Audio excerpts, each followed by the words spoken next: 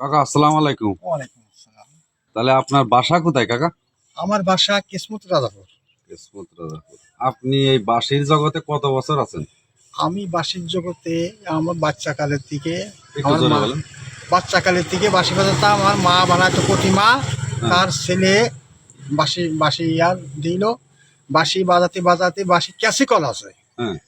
শুক্রই থেকে বাঁশি ক্যাসিকল হয়ে গেল। হয়ে গেলে এইভাবে থাকি। এই বাঁশি হায়ার করে নিয়ে যেয়ে তো বাজাইতো।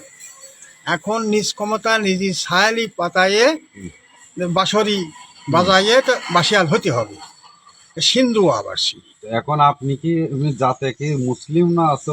যাতে আছে ঘোষ, আপনি ঘোষ? যাতে ঘোষ মানে টোটাল বলে সনাতন ধর্মের লোক আপনি? সনাতন ধর্মের নারদ ঘোষ। নারদ ঘোষ। নারদ ঘোষ। তা আপনি এই আপনাদের এই তন্ত্রের কতটুক মানে করেছেন আপনি? এ তো তন্ত্র, এ বাঁশির তন্ত্র নামযজ্ঞ বাজাতে হয়, বাড়ি বাড়ি কীর্তন বাজাতে হয়, হ্যাঁ। ভাবগান আছে ভাবগান বাজাতে হয়। বলছি যে আপনাদের ভিতরে যে একজন আছে যে সে সরস্বতী, এটা রেখে চেনেন সরস্বতী? আগের জামানায় ছিল বাঁশি না হলে শ্মশানে জানাজা না, সরস্বতী আপনাদের কথায় বলে, ধর্মে বলে সরস্বতী স্বর দিয়ে মানুষ বলে, অজানা কথা মাথায় আনে, সুর নিয়ে আসে, কথা বলতে পারে, আপনাদের ধর্মে বলে। তো এই সরস্বতী সম্পর্কে কিছু জানেন? বাসী সরস্বতী, লক্ষ্মী সরস্বতী। হ্যাঁ, লক্ষ্মী সরস্বতী। লক্ষ্মী সরস্বতী উলু দিতে যারা যায় তারা লক্ষ্মী সরস্বতী। এখানে হচ্ছে প্যান্তর, সিস্টিয়া, সাবরিয়া মতে তারা চলে। এইভাবে আর কি চালানো হয়। কেউ বোঝে কেউ বোঝে না।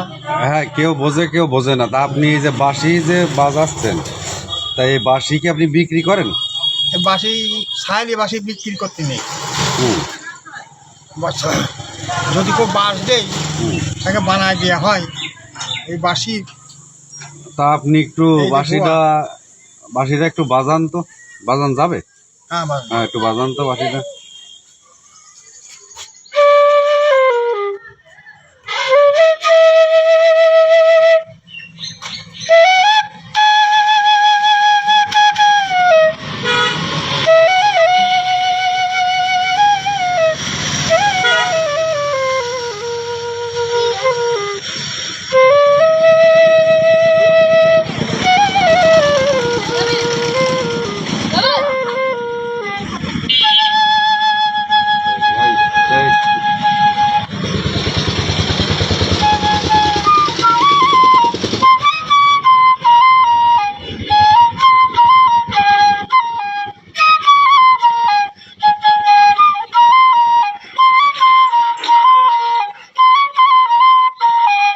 চাচা থাক, আর বাজান লাগবে না। বলছি কি, আপনার বয়স কত এখন?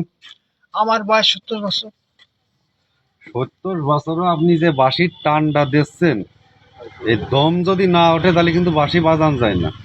বাঁশি বাজে খেয়াল, বেশি দম হলে হবে না, আবার কম হলেও হবে না। ফু একটা স্কেল ফু আছে, সেই মধ্যে বাজাতে খালি বাজালে হবে না। তাহলে চাচা শোনেন, আপনার বাচ্চা কাচ্চা কয়টা? আমার 7টা ছেলে আর একটা মেয়ে। 7টা ছেলে 1টা মেয়ে। তা যাক, আপনি শারীরিক দিক থেকে ভালো আছেন? আলহামদুলিল্লাহ। তা আপনি ভালো থাকেন। তা আপনি এখন এই যে ছোট ছোট যে প্রজন্মগুলো আছে, এদের বিষয়ে একটু কিছু বলেন।